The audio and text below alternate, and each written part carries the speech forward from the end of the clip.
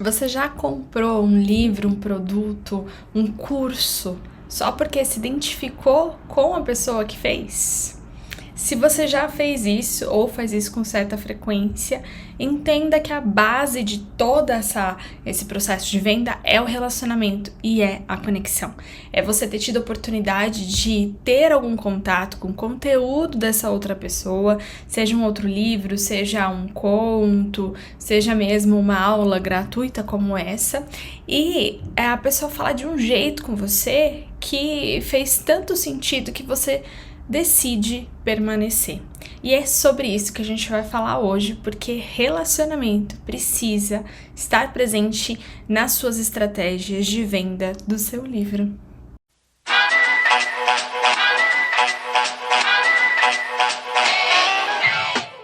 Trouxe 4 tópicos para a gente começar a trabalhar um pouquinho o relacionamento dentro do processo de venda e você ter um pouquinho mais de noção também daquilo que você pode fazer e de como que você pode conduzir isso da melhor forma, não só para sua comunicação, acompanhar todo esse processo, mas também para que você tenha uma trajetória confortável, né? Eu entendo que se expor é algo que ainda gera dúvidas, gera desconforto e a gente precisa saber exatamente, identificar exatamente qual que é o nosso limite e aquilo que vai fazer sentido pro outro lado da comunicação, né? Então lembra que são sempre 2 pontos aqui na comunicação. É você que escreve e a outra ponta que vai ler e que vai consumir esse conteúdo. E você precisa transformar esses 2 lados, esses 2 pontos em um ciclo contínuo. Isso significa que a pessoa que vai ler o seu conteúdo, nesse caso aqui, ela precisa em algum determinado momento voltar alguma informação para você.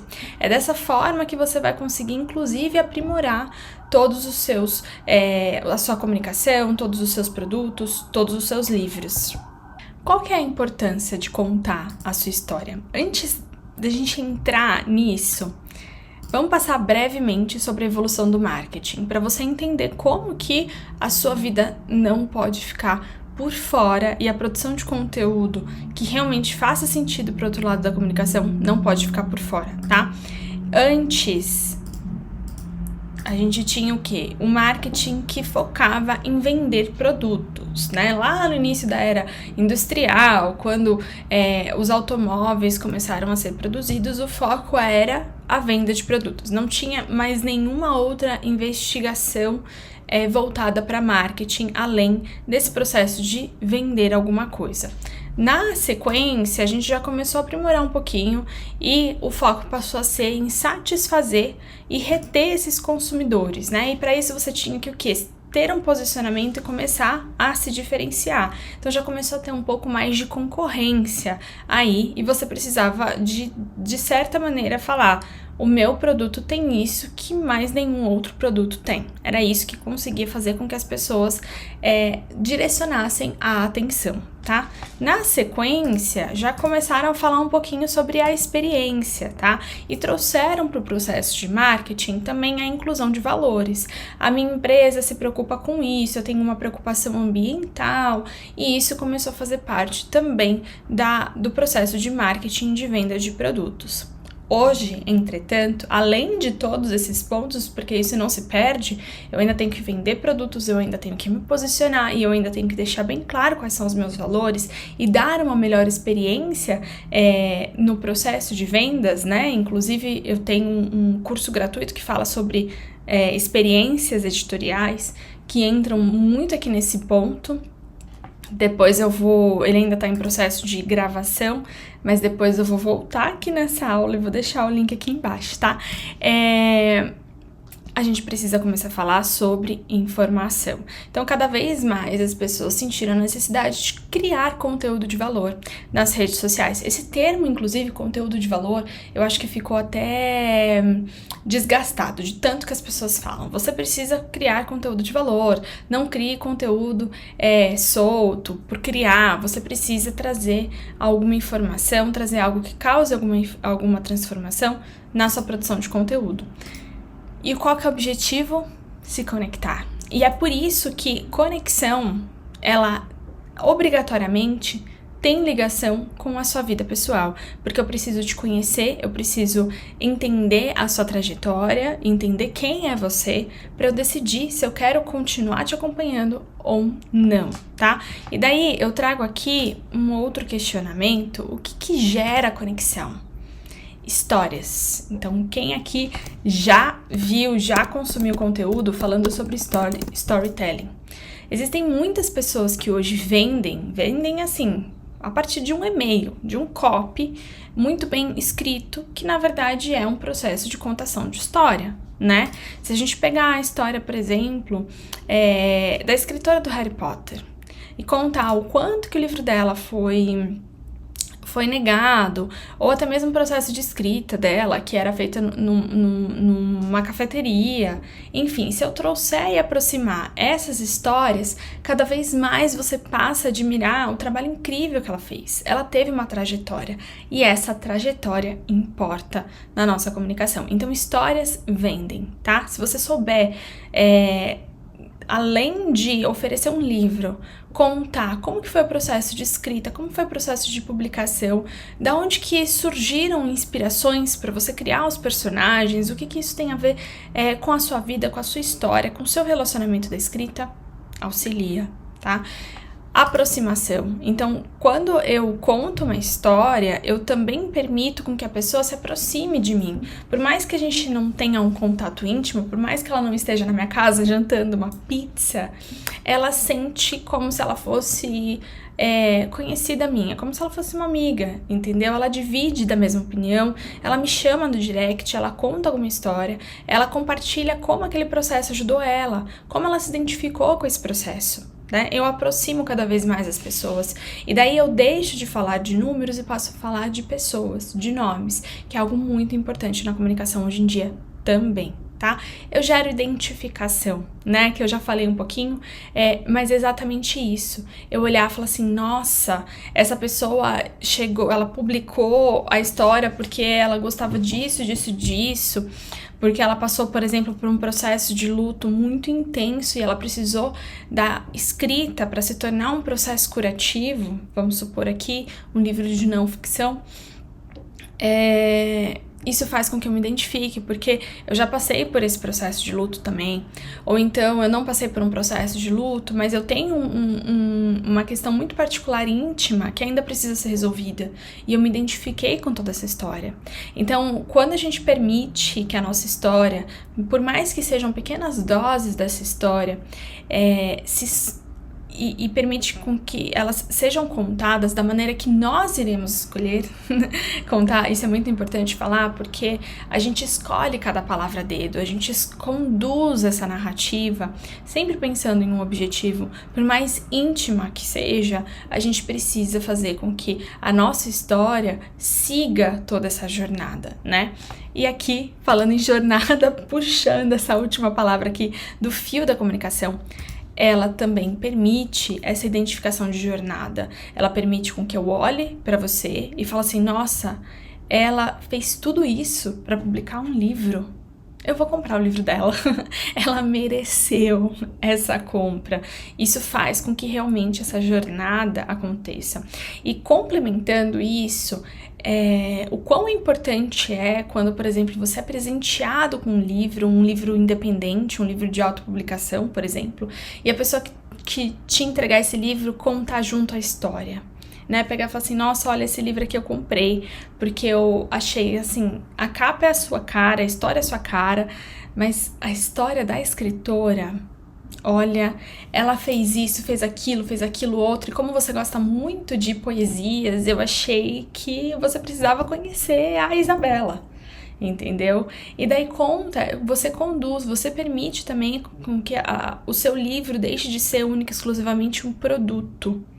A gente precisa ter essa percepção e fazer com que as nossas histórias valorizem e agreguem esse valor ao nosso produto, ao nosso livro, ao nosso serviço.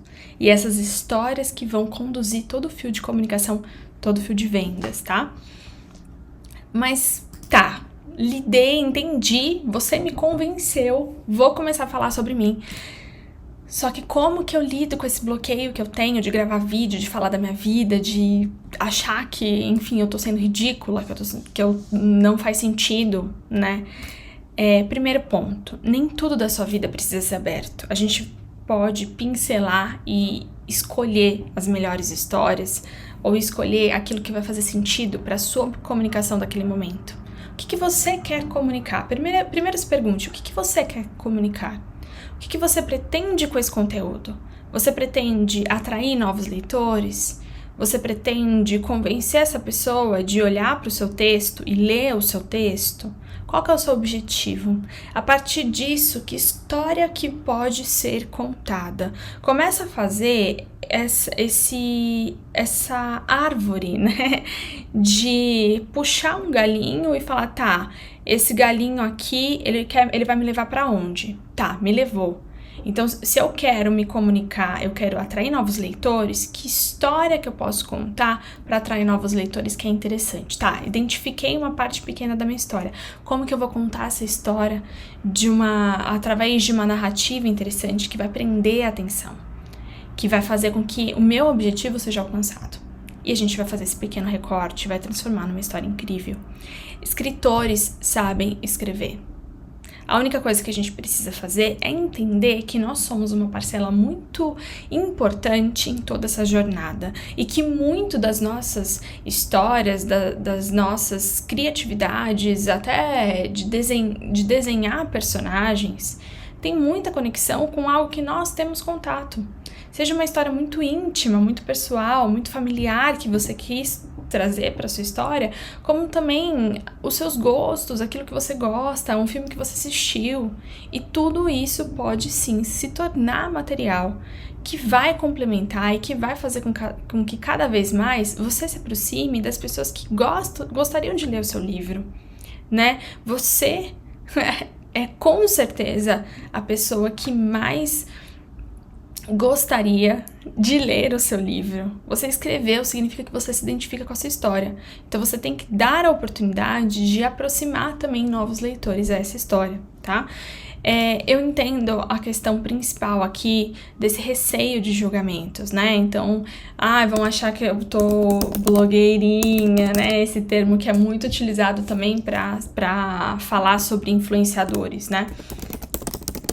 E daí eu trago aqui outro ponto, né, outra reflexão a partir desse blogueirinhas. A gente tem aqui 2 pontos na internet hoje em dia, né? Na verdade, tem muitas outras divisões, mas aqui eu vou apresentar esses 2. São os influenciadores digitais e os criadores de conteúdo. Tá?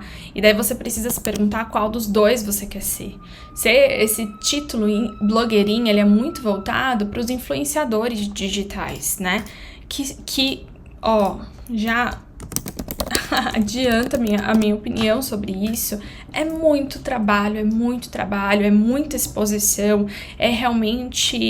é muito discernimento também, porque você precisa em determinado momento identificar qual marca que você quer colocar e não necessariamente jogar pro alto e colocar sobre todas as marcas. Você precisa construir uma trajetória que depende única e exclusivamente da sua postura, da sua opinião e da sua vida. É praticamente obrigatório a gente abrir a sua vida inteira. A pessoa que acompanha os influenciadores digitais, elas querem entender o que eles comem, que horas que eles acordam, que roupa que eles usam, porque realmente tudo aquilo da vida dele pode se tornar inspirador. Quando a gente muda para criadores de conteúdo, que é onde eu encaixo preferencialmente os escritores, eu já falo mais da informação, da conexão, de pequenos recortes da vida, para justamente trazer um conteúdo que faça sentido, tá? E daí precisa trabalhar a mente, não tem como você fazer isso. Você precisa o quê? Pensar nos seus leitores. Como que você pode ajudar os seus leitores? E daí você ajuda. E daí você abre mão de julgamentos. Mas eu não quero que a minha família fique sabendo. Tudo bem, eu não aconselho. Eu aconselho muito que você comece dentro do seu próprio perfil pessoal. Mas se isso fala mais alto, começa no anonimato. Cria um perfil à parte, que os seus familiares não ficarão sabendo, constrói a partir disso, e quando você se sentir confortável, mostra a sua cara. Constrói primeiro a sua base e depois você vai. Mas entenda que quando nós somos criadores de conteúdo e nós focamos naquilo que faz sentido pra gente e no propósito que nós vamos carregar, no objetivo, né? Se por acaso você não sabe identificar o seu propósito, dá uma olhada no conteúdo do Vai Lá e Planeja, porque a primeira aula é sobre isso, né? Sobre a construção a identificação de um objetivo essencial e também sobre a construção do seu mapa da mente. Mas, independentemente de você ir lá e conferir esse conteúdo, entenda, quando a gente aproxima e traz um propósito, por mais que você ache que não tem como trazer um propósito para escrita, por exemplo, de ficção, tem, porque você pretende se comunicar com leitores e você pode, de certa forma, incluir nas suas histórias assuntos pertinentes, até mesmo para efeitos morais da pessoa, né? Você pode, a partir da ficção, trabalhar assuntos muito íntimos que, em determinado momento, podem ajudar os seus leitores. E quando você aproxima e traz isso, você identifica um propósito e você foca mentalmente nisso. Eu estou produzindo conteúdo não somente para vender livros. Vender livros é uma consequência do trabalho que eu vou fazer. O que eu quero mesmo é me conectar com as pessoas, me identificar com elas e contribuir para a jornada delas. Eu quero fazer com que a leitura seja cada vez mais prazeroso. E hoje, o quão difícil isso é no dia a dia do brasileiro. Se você conseguir convencer 5 pessoas que nunca leram um livro a lerem o seu livro, olha só o avanço que você não traz para a sociedade em si. E quando a gente constrói esse pensamento, todo esse medo de julgamento fica muito pequeno. E é isso que a gente precisa fazer. O receio de julgamento, ele sempre vai existir. Eu gravo essa aula aqui já pensando no que as pessoas vão pensar. Só que o meu propósito, ele tem mais força. E é isso que a gente traz, tá? E daí, complementando, eu trouxe aqui algumas postagens minhas para vocês terem uma noção de como pode ser feito, né? Lembrando que o meu conteúdo ele é muito voltado para escritores, mas que existem vários outros escritores que fazem conteúdos assim voltados para leitores, tá? Então, vamos lá. Tô aqui no meu perfil. Pronto, esse daqui. Quando eu fechei a primeira turma do Vai Lá e Diz. E eu fechei as vendas e tudo mais, e eu transformei cada pessoa que acreditou no meu trabalho em um post-it. E aqui na lateral eu contei como que foi a minha trajetória para chegar até aqui. Como que foi encontrar a Flávia, como que foi planejar, como que foram os 77 dias insanos, né? Então eu comecei o Vai Lá e Planeja, que foi um curso gratuito no dia 1 de novembro. E daí, no dia 30, eu abri a turma do Vai Lá e Diz. E eu fiz um post, teoricamente, a trajetória que eu fiz. O que eu tô demonstrando aqui? A minha jornada para chegar até aqui. O quanto esses nominhos que estão aqui no post-it importam muito mais do que o valor que eu recebi com a venda dos cursos. O quanto que esses 77 dias intensos representaram para minha jornada. Uma jornada muito voltada para coragem, tá? Então esse é um post que dá para vocês se inspirarem no sentido de... Eu falei coisas pessoais aqui, do meu dia a dia, mas em nenhum momento eu entrei em questões íntimas, tá?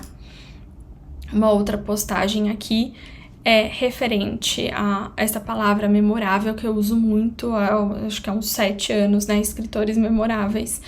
E, na verdade, ela veio em 2009 por conta da editora que eu fiz, a Inc. Editora que eu fiz, do meu TCC. E eu contei esse trechinho da história. Olha, um texto aqui desse tamanho para falar de onde que surgiu uma palavra, tá? E uma foto minha toda pintada. Falei um trechinho da minha vida e joguei aqui também, tá? E depois falar dessa série que eu quis, porque eu tenho vários papéis, mãe, empresária, escritora, e daí eu contei um pouquinho sobre cada um, né? Então aqui, empresária, o pé na bunda que eu levei para ter coragem de abrir a Amélie, e aqui, Aline escritora, que eu conto exatamente o momento que eu escolhi minha carreira por conta da minha ligação com a escrita e eu deixei ela abandonada por muito tempo. Tem muita interação no sentido de não necessariamente, deixa eu voltar aqui. E olha uma coisa interessante, às vezes não necessariamente você vai ganhar muitos comentários, muitas curtidas num post desse, porque um post desse ele não é, como dizem as pessoas, viral, né? Mas as pessoas vão lembrar de você por conta disso.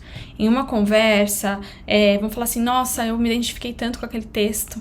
Por mais que a pessoa não tenha interagido, você fez o que gerou identificação, tá? Então, para você colocar em prática aí, deixo 3 sugestões para você primeiro criar um texto, se apresentando, percebam quantas pessoas voltadas para...